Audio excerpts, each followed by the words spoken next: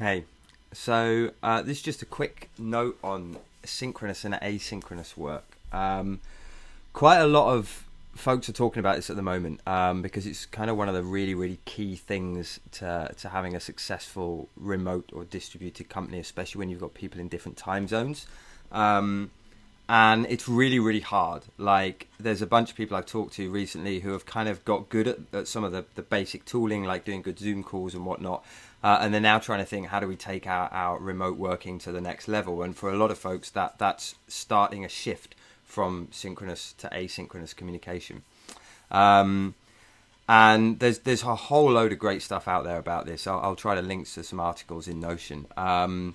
But some examples of synchronous work are like stuff where you've got to be on the same time zone, doing stuff together. So in-person meetings, working in an office, talking to people. Zoom calls are obviously synchronous, phone chats, and real-time Slack conversations. Whereas asynchronous work doesn't rely on kind of timing. So written documents, emails, reports, wikis, that kind of stuff. Some Slack conversations and Loom videos like this one are really good tools for asynchronous work.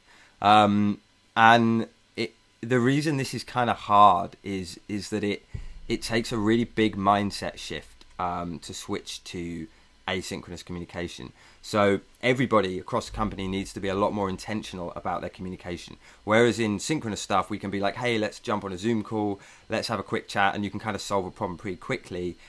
To achieve that same thing asynchronously, it might take a bit longer, right? And it will also take a lot more intent. So if I need to write down in a wiki somewhere or in some asynchronous place some information about a problem I've got, I need to be really clear in that written communication. I need to really think through it. Whereas if I hop on a Zoom call, I can afford to be a bit more chaotic.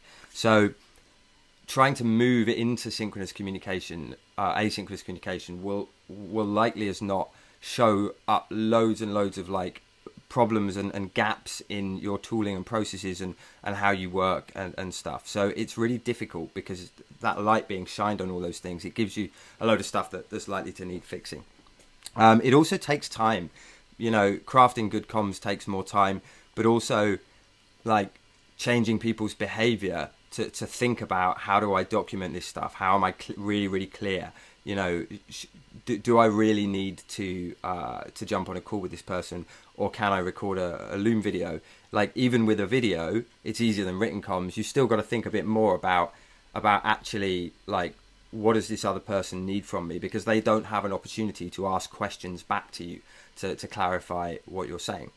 And I guess that shift is difficult because it's really fundamental. It's not just about the communications. It's about changing a culture to move from one of like immediacy and fixing things immediately without a lot of intent often to one where things are much more intentional and spread out.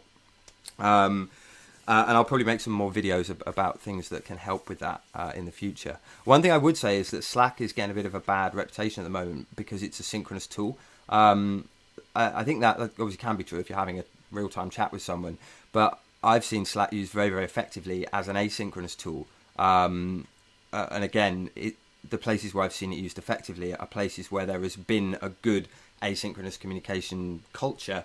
And so a message in Slack, that there's no expectation of an immediate response, and Slack just, people write up long messages, and then a couple of days later, a couple of hours later, whatever, people respond to those messages in an intentional and well thought out way.